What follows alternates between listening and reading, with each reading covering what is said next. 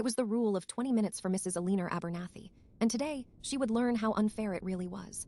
Mrs. Abernathy, the head of the accounting department, mandated a strict 20-minute late policy for all timesheets. If an employee's timesheet was even a second over a 20-minute grace period, they would receive a written warning.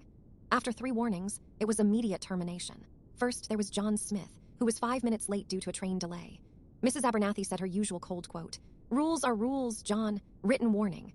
Then there was Sarah Miller, who submitted her sheet a mere 12 minutes over the deadline after helping a colleague with a critical Excel error. "Your tardiness is unacceptable, Sarah," she had declared. Written warning. Mrs. Abernathy's behavior was classic projection, deflecting from her own insecurities by rigidly enforcing rules onto others. My bonus was tied to timely timesheet submissions. If I was even a minute late, I stood to lose $500. I knew Mrs. Abernathy, and I also knew she ran on her own strange internal clock.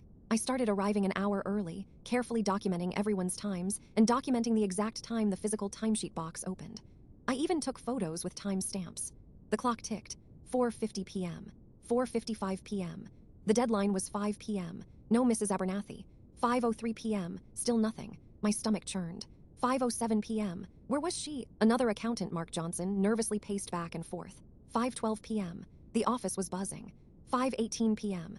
Dread filled the air. Finally, at 5:21 p.m., Mrs. Abernathy breezed in, completely unconcerned, with a flimsy excuse about a family emergency. I approached her calmly, pulling out my phone. "Mrs. Abernathy, according to Section 3.2 of the Employee Handbook, submitted timesheets must be in by 5, correct?" Her face tightened. Mark Johnson and others started recording with their phones. Before she could answer, Mr. Henderson, the HR manager, appeared with a stern expression. He held up a copy of her timesheet. "Mrs. Abernathy, your timesheet was submitted at 5:28 p.m. Mrs. Abernathy's eyes widened. "But I have a..." Mr. Henderson cut her off. "According to the policy, considering this is your first offense, you are now under a written warning." Her indignant stance was a classic example of cognitive dissonance, struggling to reconcile her actions with her beliefs.